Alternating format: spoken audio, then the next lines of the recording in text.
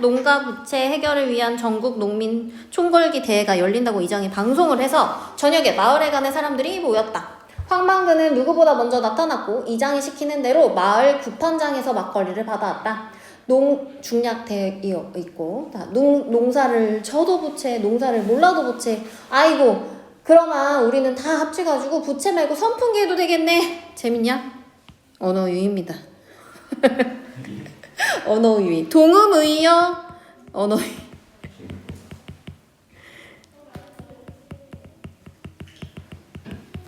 자, 그러니까 농사를 져도 부채고 아니 농사를 몰라도 부채. 왜? 우리가 지금 빚을 져서 농기구를 사가지고 농사를 짓고 있는 현실 때문에 자꾸 빚이 많이 지니까. 그래서 부채 말고 선풍기를 하시겠대요. 그날 분위기는 그렇게 무겁지 않았다. 그렇다고 시시득거리면서 끝낼 정도로 가벼운 것도 아니었다. 그 자리에 있는 사람 가운데 자 여기서부터 가로 열게요. 농협에서 융자금 상환을 하지 않는다고 소송을 해서 법원에 불려다니는 사람이 두셋이 되었다. 스스로 진 빚도 문제였지만 서로 연대 보증을 서는 바람에 한 가구가 파산하면 보증을 선 사람 역시 연쇄적으로 파산하는 일이 드물지 않았다. 그래서 어떤 동네 전체가 야반 도주를 하는 일까지 벌어졌다는 소문도 돌고 있었다. 까지 가로 닫고. 자, 지금 뭐냐면 심각한 농가 부채의 문제점이 드러난 심각한 농가 부채의 문제점이 드러남. 이렇게 마을 해관 밖에서 어둠 속에 오줌을 누던 민씨는 우연히 이장이 황만근을 붙잡고 무슨 이야기를 하는 걸 보게 되었다. 근데 이렇게까지 말을 해도 소용이 없어. 보나마나 내일 융자 받아서 다방이나 댕기면서 헉수같이 건동사 짓는 놈들이 몇이나 올까? 망근이 자네같이 똑부러지기는 농사 짓는 사람이 하나도 안 올기라 자네가 앞장을 서야 되네. 자네 경운기 같은 헌 경운기에다 농사 짓는 놈 다 직이라고 써붙이고 가야 된다께 라고 하면서 거기 모여있는데 나중에 이장이 망근아 일로 와봐 하면서 너 경운기 타고 와 라고 부르는 거 그걸 지금 이야기한 거야. 전날 밤 분명 꿈은 아니었다. 민씨는 황만근의 말을 이렇게 들었다. 농사꾼이 빚을 지만 안 된다 카이 이렇게 말했어. 그러면서 한번 빚을 지면 그 빚을 갚으려고 무리하게 일을 벌인다. 동네 곳곳이 텅 빈 우사, 마른 똥만 뒹구는 축사, 그 다음에 잡초만 무성한 비닐하우스를 보라. 농어민 복지, 소득의 향상, 생활 개선 다 좋다. 그걸 제 돈으로 해야 한다. 제 돈으로 하지 않으면 그건 노름이나 다를 바가 없다. 여기 가로 부분이랑 여기 그냥 기계와 영농 카더이만 집집마다 바퀴 달린 기계가 몇이나 되나 경운기, 트랙터, 콤바인, 이항기, 거다, 탈곡기, 건조기에 다 빚으로 산 거라 아까 말했듯이 계속 기계를 영농화 정책을 해서 불필요하게 계속 농업 기계를 사는 거야. 또 농사를 지어봐야 그 빚 갚느라고 정신이 없다. 그 다음에 또 가로가 나오지. 지금 여기 위에가 한번 가로 나오고 밑에 또 한번 가로 나오잖아요. 가로로 해서 한 집에서 1년에 한 번 쓰는 이항기를 들여놓으면 그게 1년 내내 돌아가던가 놀 때는 다른 집 빌려주면 된다. 옛날에는 소를 그렇게 썼다. 그런데 지금은 그렇게 하지 않는다. 서로 도와가며 농사를 짓건 옛날 말이다. 그 한 집에서 기계를 놀리면서도 안 빌려주면 옆집에서 화가 나서라도 산다. 자, 옛날에는 우리 이렇게 서로 돕고 돕는 거를 네 글자로 뭐라고 하게? 상부? 상조 알죠? 알아요? 상부상조의 지금 풍습이 어때? 상부상조의 풍습이 사라진 이기적인 농촌의 현실. 상부상조. 그 다음에 이 가로 부분 있잖아. 지금 가로로 이렇게 해놓은 거. 이렇게 해놓은 거. 여기 부분은 황만근이랑 민씨랑 나눴던 대화를 민씨가 재진술한 거야. 자기가 그냥 떠올려가지고 여기다 써놓은 거야.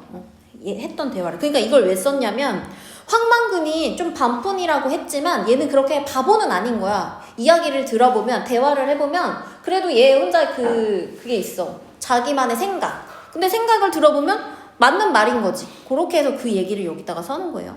지 입으로 들어갈 양식. 곡석 짓는 사람이 그 고마운 곡석 양석한테 장난치겠나? 저도 남도 해로운 동약 뿌리고 비싸고 나쁜 비료를 쳐서 보기에만 좋은 열매를 뺏으면 그만이가? 라고 하면서 해로운 뭐 농약이나 비료 사용에 대해서 비판적으로 얘기를 했고요.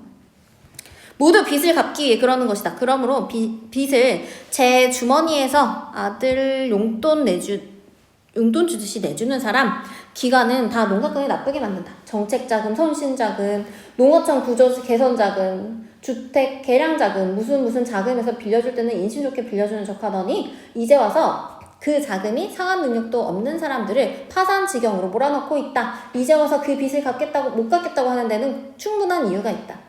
내가 왜 안전냐고 아무도 나한테 빚을 안 캐. 바보라고 아무도 보증을 서라는 이야기도 안 했다. 나는 내 짓고 싶은 대로 농사를 지면서 안 망하고 100년을 살기라 라고 하면서 이제 여기 마지막에는 이제 황만근이 말하는 거거든.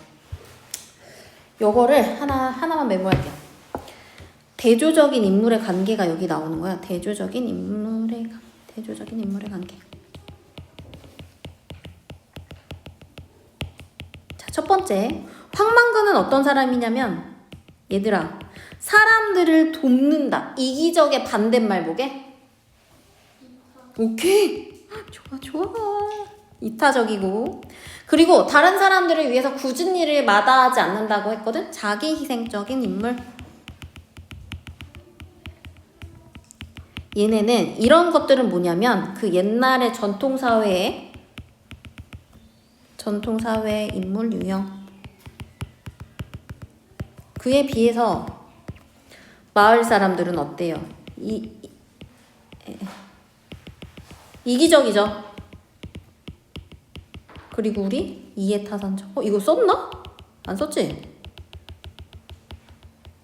얘네는 자본주의 사회의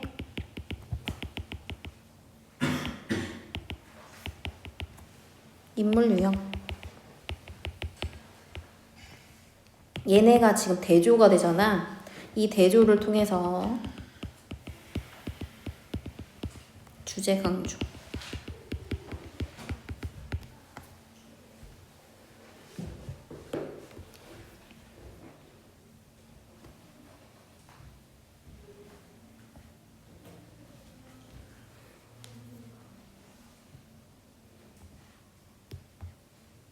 됐죠?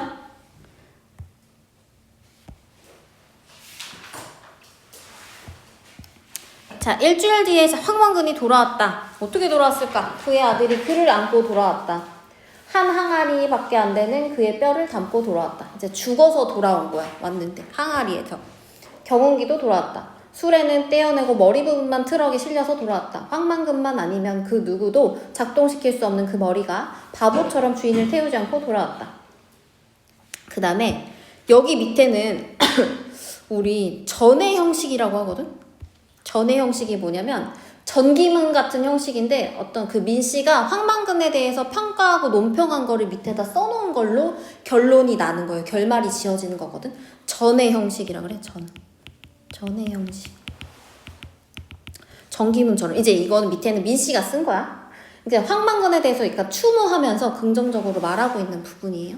황만근. 황 선생은 어리석게 태어났을지는 모르지만 해가 가며 차츰 신지가 돌아왔다. 하늘이 착한 사람을 따뜻히 덮어주고 땅이 은혜롭게 부리를 대어 알 껍질을 까주었다. 그리하여 후년에는 그 누구보다 지혜로웠다. 자, 마을 사람들은 다 황만근이 반푼이라고 했지만 민씨는 지금 어떻게 생각해? 지혜롭다고 생각하잖아. 그치? 마을 사람들과 다른 평가. 마을 사람들과 다른 평가. 그 누구에게도 해를 끼치지 않았듯 그 지혜로 어떤 수고로운 가르침도 함부로 남기지 않았다. 스스로 자손을 자처하여 늘 부지런하고 근면하였다. 사람들이 빚만 남은 농사를 공연히 뼈를 상한다고 하였으나 개의치 아니하였다. 사람 사이에 어려움이 있으면 언제나 함께하였고 공에는 자신보다 남을 내세워 뒷사람을 놀라게 했다. 여기는 이제 황망근의 약간 이타적이고 성실한 삶에 대한 요약이 나와 있는 거고요.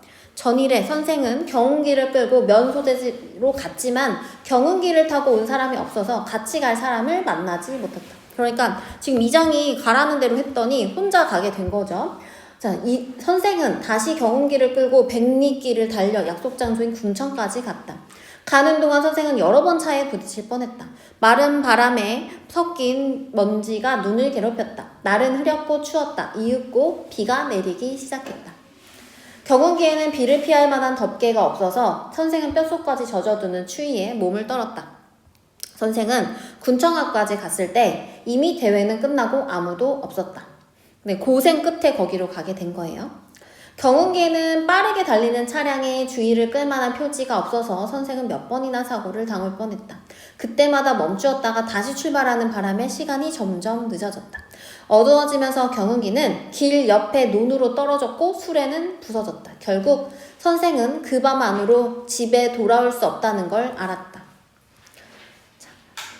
선생은 경운기에 실려있는 땅의 젖에 취하여 경운기 옆에 앉아서 경운기를 지켰다. 땅의 젖은 뭐냐면 얘들아 막걸리야. 막걸리. 그러니까 지금 이렇게 거기 앞에서 떨어져가지고 경운기 옆에서 이렇게 앉아 있었던 거지, 많이 술 취한 상태로. 그래서 거기서 죽게 된 거예요. 그러나 경운기는 선생을 지켜주지 않았다. 추위와 졸음으로부터 선생을 지켜주지 못했다. 그래서 돌아가신 거죠. 아, 선생을 좀 더 살았더라면 난세의 후겸에 그늘의 덕을 널리 베푸는 큰 나무가 되었을 것이다.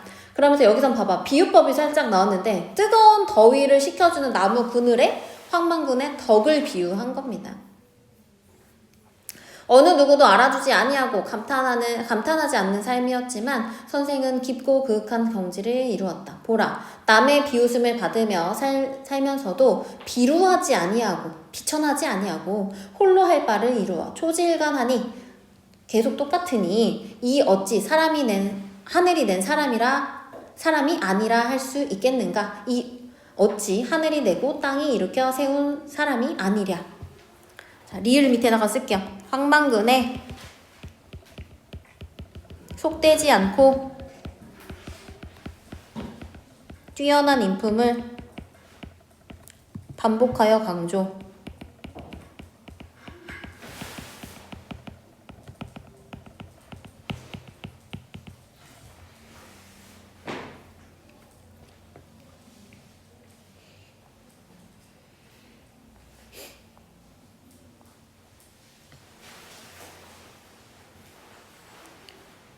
단기 4330년, 이게 서기 1997년 얘기하는 거고요.